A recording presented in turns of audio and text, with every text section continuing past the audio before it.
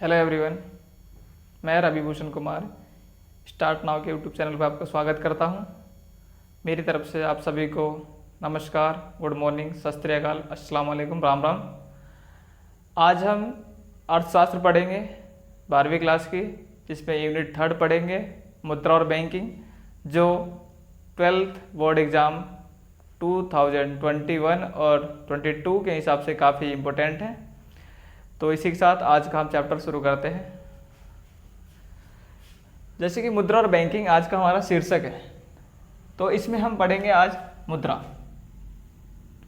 सबसे पहले हम मुद्रा पढ़ेंगे। जैसा कि हम जानते हैं, जब मुद्रा का आविष्कार नहीं हुआ था, उससे पहले भी लोग आपस में विनिमय करते थे, लेन देन करते थे। तो पहले हम उस प्रक्रिया को समझ लेते हैं कि लेन देन की उस प्रक्रिया को क्या कहते हैं। तो हम सबसे पहले पढ़ेंगे वस्तु विनिमय प्रणाली। वस्तु विनिमय प्रणाली अर्थात जब मुद्रा का आविष्कार नहीं हुआ था, या फिर कह सकते हैं कि मुद्रा की उत्पत्ति नहीं हुई थी, तब वस्तु विनिमय प्रचलन में था। अब इसका अर्थ क्या होता है, यानी जब अर्थव्यवस्था के अंतर्गत वस्तु से वस्तु का विनिमय होता है, वस्तु से वस्तु का विनिमय होता है, तो इसी को हम क्या कहते हैं, वस्तु विनिमय प्रणाली। अर्थात मान लेते हैं कि रमेश और महेश दो व्यक्ति हैं। रमेश और महेश, यानी एक व्यक्ति हो गया आपका रमेश और एक व्यक्ति हो गया महेश। इसको पास चावल है और इसके पास गेहूं है। अगर इनको आपस में लेन देन करना है तो महेश रमेश को चावल देगा और रमेश महेश को गेहूं देगा। तो इस तरह से इन्होंने क्या किया है, चावल और गेहूं के माध्यम से आपस में विनिमय किया है। एक ने चावल दिया, दूसरे ने गेहूं दिया, इस तरह से विनिमय हो भी गया। ऐसे विनिमय को हम क्या कहते हैं, वस्तु विनिमय प्रणाली। जैसा कि यहाँ पर लिखा है वस्तु से वस्तु, तो ये दोनों ही क्या है, गेहूं और चावल वस्तु है। ठीक है। जब किसी अर्थव्यवस्था में वस्तु से वस्तु का विनिमय या फिर लेन देन होता है, उसको हम वस्तु विनिमय प्रणाली कहते हैं। और इसको हम सीसी अर्थव्यवस्था भी कहते हैं, यानी इस अर्थव्यवस्था को हम सीसी अर्थव्यवस्था कहते हैं। अब यहाँ सीसी का मतलब क्या हुआ, तो सीसी का अर्थ है वस्तु, यानी कोमोडिटी, यानी कोमोडिटी टू कोमोडिटी जब इकोनॉमी होती है, उसी को हम क्या कहते हैं, सीसी अर्थव्यवस्था या सीसी प्रणाली। ठीक है। तो ये था जब मुद्रा का आविष्कार नहीं होता था, तो इस तरह से लोग आपस में लेन देन की प्रक्रिया को सुचारू रूप से चलाते थे या विनिमय करते थे। ठीक है। परंतु वस्तु विनिमय प्रणाली की अपनी कुछ कठिनाई होती थी। वस्तु विनिमय जो प्रणाली है उसकी कुछ अपनी कठिनाई होती थी। हम इस कठिनाई को समझ लेते हैं।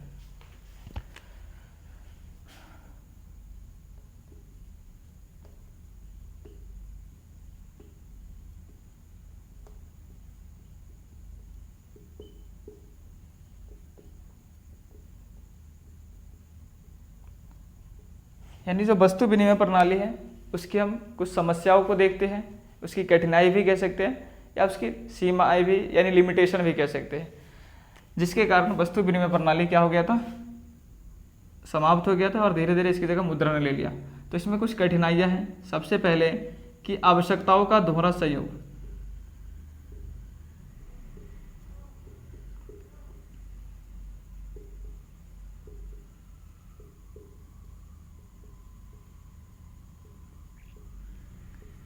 यानी अगर मैं बात करूं वस्तु विनिमय प्रणाली की सबसे प्रमुख समस्या की, तो सबसे प्रमुख और प्रथम समस्या के रूप में आवश्यकताओं का दोहरा संयोग है।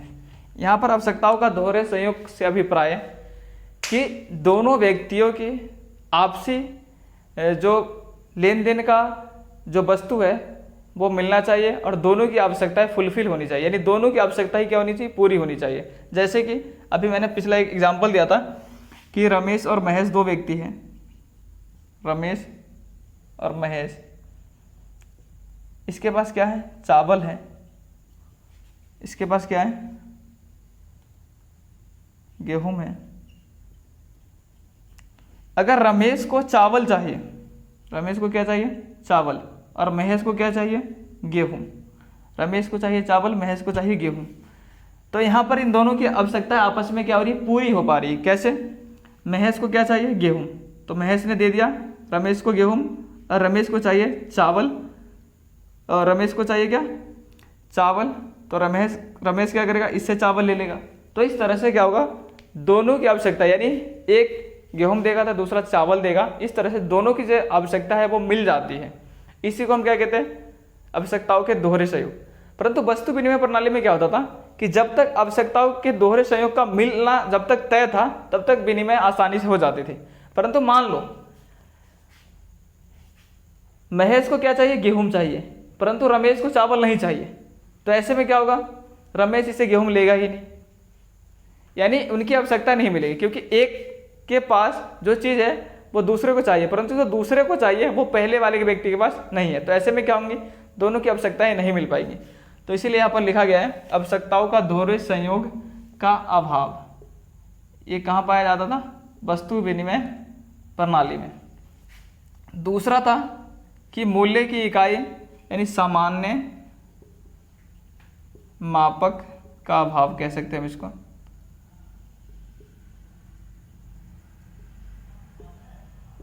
यानी अगर हम बात करें तो वस्तु विनिमय प्रणाली की दूसरी महत्वपूर्ण समस्या सामान्य मापक की इकाई की समस्या थी। अब ये क्या है?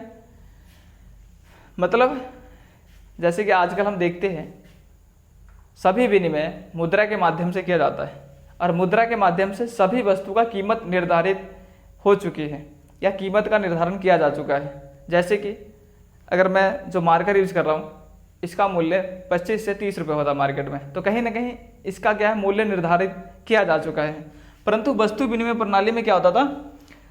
ऐसा कोई मूल्य निर्धारित नहीं था कि हम कितना किसी को चावल दें तो बदले में सामने वाला बंदा आपको कितना गेहूं देगा, या कोई चीज़ कितना दे हम उसको ताकि बदले में कोई दूसरी चीज़ हम लेना चाहते हैं वो कितना दे, यानी कोई फिक्स पैमाना नहीं था।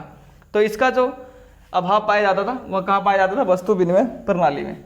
तीसरा था जो सब एक ये भी महत्वपूर्ण है, संचय का अभाव।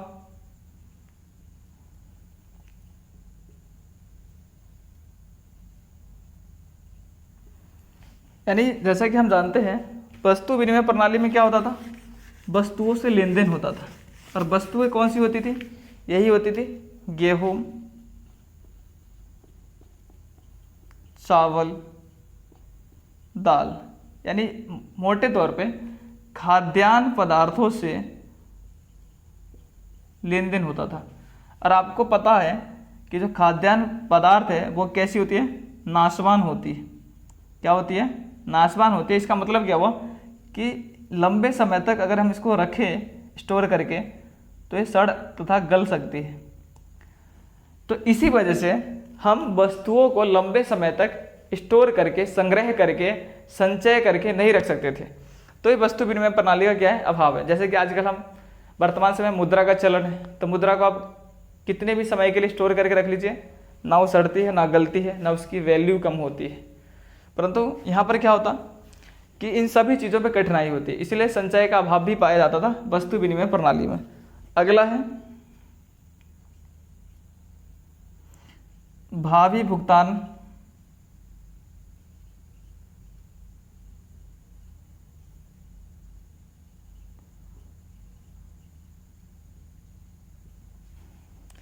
भावी भुगतान का अभाव, यानी वस्तु विनिमय प्रणाली में क्या होता था कि लेन देन तुरंत होता था।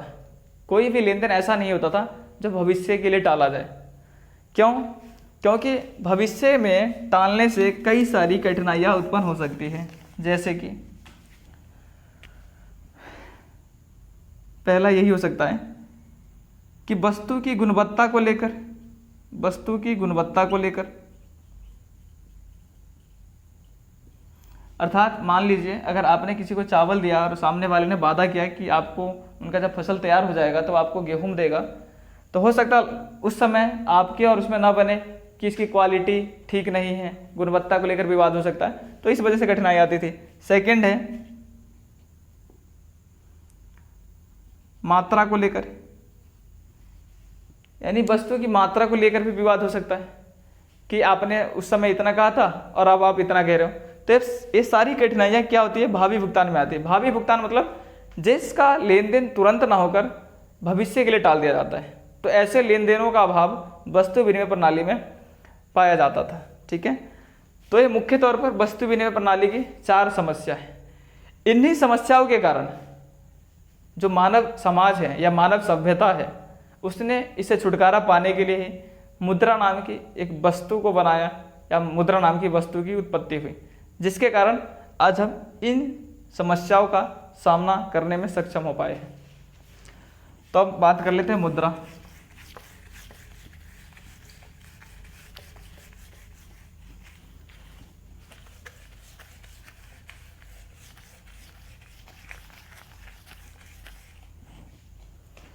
देखिए, 2 चीज आपको समझना होगा।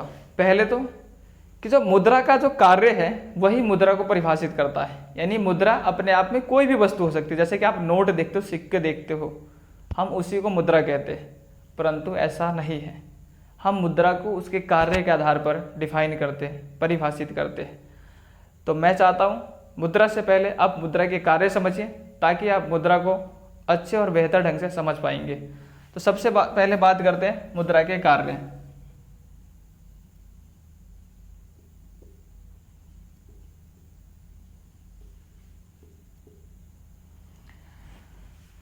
अगर मैं बात करूं मुद्रा के कार्य, तो इसके कार्य की प्रमुखता या फिर इसके कार्य के महत्व को देखते हुए 2 भागों में बांटा गया है इसके कार्य को।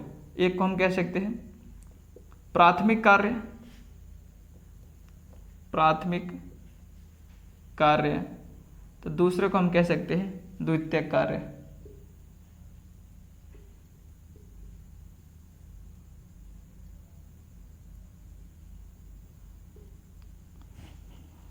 यानी प्राथमिक कार्य वह होते हैं जिसके लिए सर्वप्रथम मुद्रा की आवश्यकता हमें पड़ी। बाद में मुद्रा के माध्यम से जो अन्य काम आसान हुए या फिर अन्य कार्यों के लिए बाद में जब मुद्रा का इस्तेमाल बढ़ा, तो उसको हम सेकेंडरी या द्वितीय कार्य कहते हैं। तो पहले कार्य में क्या क्या है, तो सबसे पहला पॉइंट यही है कि विनिमय का माध्यम है। क्या है? विनिमय का माध्यम।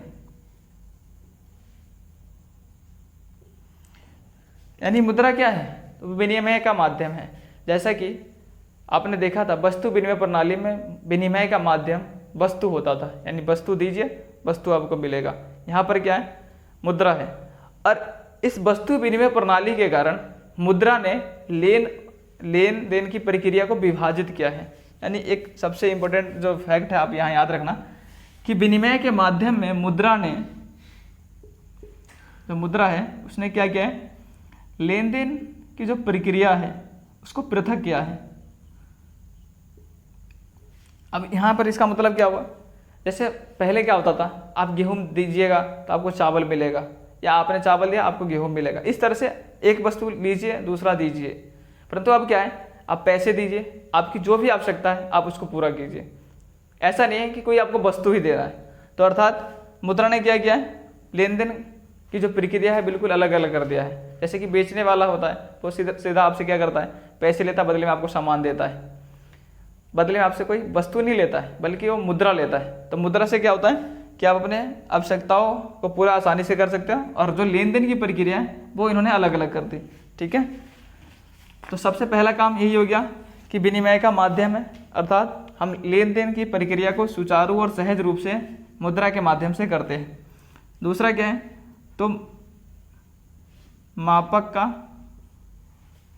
माध्यम है, या हम इसको कह सकते हैं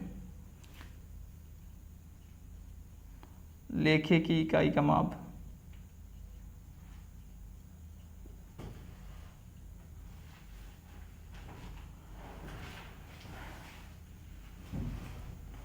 अब इसमें क्या होता है? जो मुद्रा है वो एक सर्वमान्य या सामान्य मापक का इकाई बन चुका है।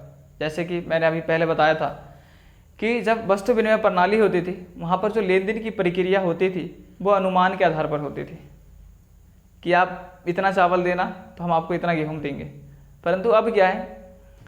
इन मापक का जो सर्वमान्य इकाई बन गया है, मुद्रा बन गया है, मुद्रा से ही प्रत्येक वस्तु का कीमत तय किया जाता है, जिसके माध्यम से जैसे कि आपको पता है दूध लीटर में मिलता है और उसके हिसाब से उसका मूल्य फिक्स होता है। जैसे कि अगर मैं कहूँ कि एक अगर पेन लेना है तो जैसे कि 5 रुपये वाला भी पेन आता है, तो ये फिक्स किस लिए हुआ है? फिक्स का जो कारण है वो है मुद्रा का। यानी जो मुद्रा ने क्या किया है, लेखी की इकाई का माप जो है उसको संभव बनाया है या फिर मापक का माध्यम बना है। अर्थात इससे अब क्या होता है, जो अनुमान के आधार पर लेन देन होता था वो अब अनुमान वाला हिसाब किताब खत्म होकर बिल्कुल सटीक बन गया। यानी सब चीज़ों को फिक्स कर दिया गया है कि आप इतने रुपए दीजिएगा तो आपको इतना सामान मिलेगा, इतनी वस्तु मिलेगी। ठीक है, तो इसी को हमने क्या कहा है, लेखी की इकाई का माप। ठीक है, अब हम आते हैं द्वितीय कार्य। यानी कहने का मतलब है कि मुद्रा का सर्वप्रथम जो उत्पत्ति हुई थी इन 2 कारणों से हुई थी, परंतु धीरे धीरे जब हमने मुद्रा से कुछ अनेक कार्यों को भी करने की शुरुआत कर दी तो हमने वैसे कार्य को द्वितीय कार्य कहा है। जैसे कि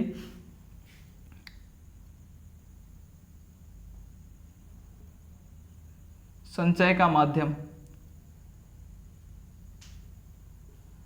यानी अब क्या है, मुद्रा को हम लंबे समय तक संचय कर सकते हैं। संचय मतलब संग्रह, यानी स्टोर करके रख सकते हैं, क्योंकि मुद्रा की जो वैल्यू होती है, उसका मान होता है, वो घटता नहीं है। जैसे कि अगर आपने मान लीजिए 1000 या 2000 का जो नोट है, आप उसको 10 साल तक, 5 साल तक, 2 महीने तक रख लीजिए, उसकी मूल्य तब भी 2000 ही रहेगी। परंतु जब आप वस्तुओं को स्टोर करके रखेंगे तो आने वाले समय में उसकी गुणवत्ता, उसकी क्वालिटी में कमी आ सकती है। तो इसीलिए मुद्रा का जो द्वितीय कार्य है उसमें जो प्रथम है संचय का माध्यम, दूसरा है भावी भुगतान का माध्यम। भावी भुगतान का माध्यम अर्थात इसका मतलब हुआ कि मुद्रा से हम भविष्य में भी लेन देन कर सकते हैं। जैसे कि आपने किसी को आज पैसे दिए और उसने कहा हम आपको 2 साल बाद लौटा देंगे, तो ऐसे लेन देन आप अपने जीवन में या अपने आसपास बहुत देख रहे हो, और इसका आपको जीता जागता बेहतर उदाहरण बैंक दिखाई देता है। बैंक क्या करता है, आपको लोन देता है, आपको समय देता है, 1 साल, 2 साल, 3 साल, 4 साल, 5 साल, और आप उस समय अंतराल के दौरान आप जो लिए गए ऋण हैं उस राशि को वापस कर सकते हैं। तो यानी पैसे आपने उधार आज लिए, चुका आप 1 साल, 2 साल, 3 साल, वो भिन्न भिन्न समय हो सकता है, उसके दौरान या उसके दरमियान आप कर रहे हैं। तो इसी को हम कहते हैं भावी भुगतान, अर्थात उसका भुगतान आज न करके किसी भविष्य की किसी तिथि के लिए टाल दिया गया है। तो ये सब संभव कैसे हुआ, मुद्रा के कारण से। अगला है हस्तांतरण का माध्यम।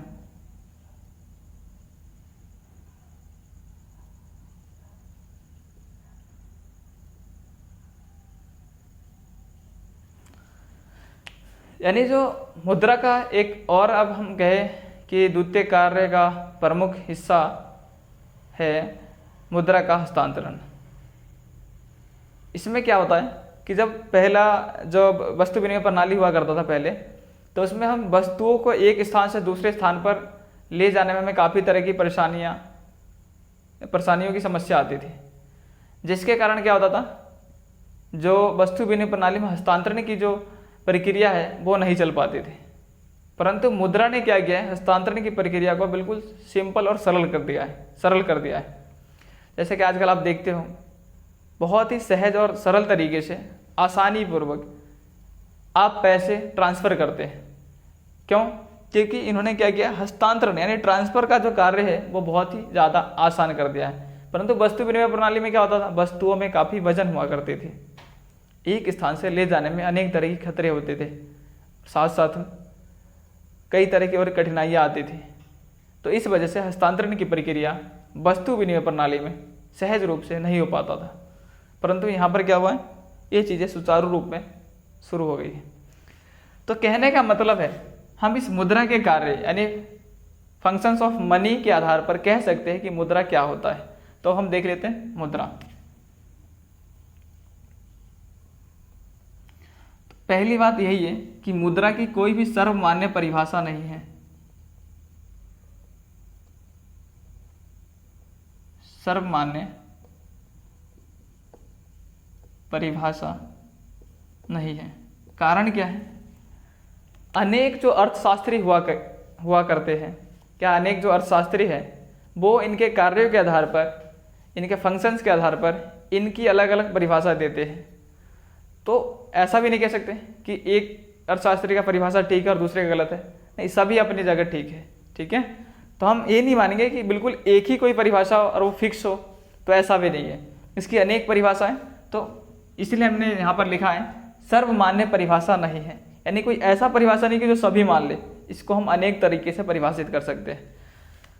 तो यहाँ हम कह सकते हैं कि जो मुद्रा की परिभाषा वो काफ़ी जटिल है। तो हम इस आधार पर मुद्रा को डिफाइन कर सकते हैं कि क्या हो, विनिमय का माध्यम हो, यानी मुद्रा लिख सकते हैं कि वह वस्तु है जो विनिमय का माध्यम हो, यानी जिसके आधार पर विनिमय किया जा सके, जो क्या कर सके, जो लेखे की इकाई का माप कर सके, जो लेखे की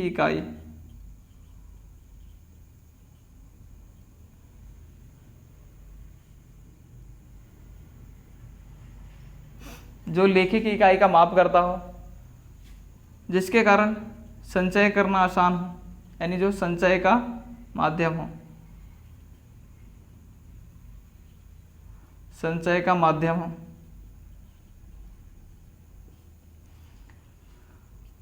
जो हस्तांतरण को सरल बनाए,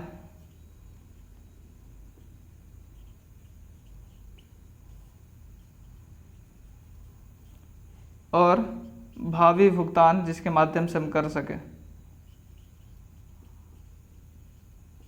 अर्थात कोई भी वस्तु हो जिसमें सारी गुण या फिर विशेषता पाई जाती हो, कोई भी वस्तु हो सकती है। इसलिए मैंने लिखा यहाँ पर वह वस्तु है जिसमें विनिमय का जो माध्यम है उसका गुण पाया जाता हो, लेखे की इकाई का जो माप है उसका गुण पाया जाता हो, संचय करने की उसमें क्षमता हो, हस्तांतरण की सुविधा उसके माध्यम से प्राप्त होती हो, और भावी भुगतान में सरल हो। अर्थात कोई भी वस्तु हो सकती है जिसके माध्यम से अगर हमें पांचों कार्य करने में सक्षम है तो हम उसको मुद्रा कह सकते हैं।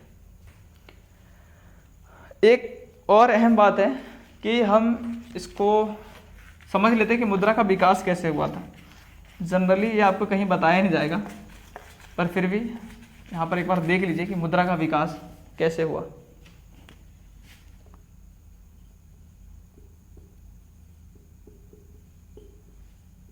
मुद्रा का विकास सबसे पहले, अगर मैं विकास के चरण की बात करूं तो सबसे पहले विकास के चरण में पहला जो आता है वो आता है वस्तु मुद्रा। अब इसका मतलब क्या हुआ? तो इसका मतलब हुआ कि यहाँ पर जो लेन देन हुआ करता था वो वस्तुओं के माध्यम से होता था, जैसे कि दाल, गेहूं,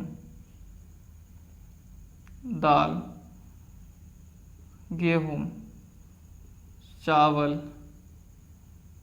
यहाँ पर हम और एग्जांपल लिख सकते हैं जैसे हथियार वगैरह।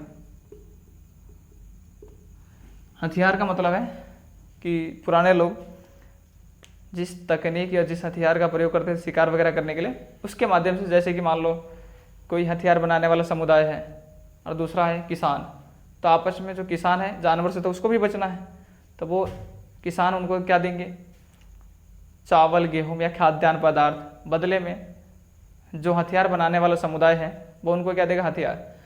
तो यानी कह सकते हैं वस्तु मुद्रा का मतलब हुआ जहाँ पर वस्तुओं से लेन देन किया जाता था। तो विकास के चरण में सबसे पहला यह है।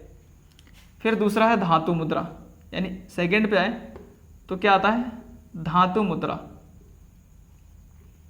आपने देखा होगा अनेक सभ्यताएं हमारे इतिहास में, अतीत में पनपी, ठीक है, उसमें आपने देखा कि सोना, चांदी, तांबा आदि की मुद्राएं चली। तो इन्हीं मुद्राओं को, जो सोना, चांदी, तांबा आदि धातुओं की हुआ करते थे, उसको हम क्या कहते हैं, धातु मुद्रा। समस्या क्या हुआ कि इनको ले जाने में बहुत ही ज़्यादा खतरा हुआ करता था। इस वजह से यह मुद्रा भी ज़्यादा दिन तक नहीं चल पाई। तो इसका 3rd नंबर पे विकास होता है, इसको हम कहते हैं कागजी मुद्रा। इसका प्रयोग आज हम और आप कर रहे हैं, कागजी मुद्रा। इसमें हम सभी तरह के जो अभी नोट और सिक्के का जो यूज देखते हैं, इसको हम क्या कहते हैं, कागजी मुद्रा। जो वर्तमान में यूज या प्रचलन में है उनको हम कहते हैं कागजी मुद्रा, क्योंकि इसके मुकाबले इसको काफ़ी सुविधाजनक तरीके से आप एक जगह से दूसरे जगह ले जा सकते हो। इसी प्रक्रिया में अगर आगे बढ़े तो होता है साख मुद्रा का विकास। वैसे तो साख मुद्रा का विकास कागजी मुद्रा के साथ साथ ही माना जाता है, क्योंकि जब बैंकों का निर्माण हुआ, जब बैंकों की स्थापना हुई, तो बैंकों ने क्या किया, ग्राहक से जमा स्वीकार किया। जमा को निकालने के लिए उन्होंने साख की सुविधा दी, अर्थात बदले में आपको एक चेक मिलता है। उस चेक के माध्यम से आप जब चाहे उस मुद्रा को निकाल सकते हैं। यानी चेक की वैल्यू भी मुद्रा के समान ही होती है। इसी को हम क्या कहते हैं, साख मुद्रा। इसके क्रम को अगर आगे बढ़ाएं तो आता है 5वें नंबर पे प्लास्टिक मुद्रा। प्लास्टिक मुद्रा, इसमें क्या आता है, इसमें आता है डेबिट और क्रेडिट कार्ड। डेबिट और क्रेडिट कार्ड,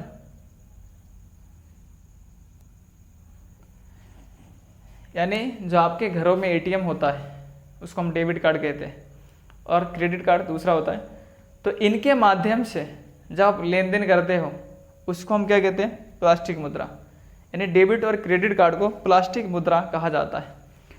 और एक मुद्रा का विकास में अगर मैं सबसे लास्ट पर आऊँ, आधुनिक युग में अगर सबसे ज़्यादा चलन है तो वर्तमान समय में है इलेक्ट्रॉनिक मुद्रा का। किसका है, इलेक्ट्रॉनिक मुद्रा।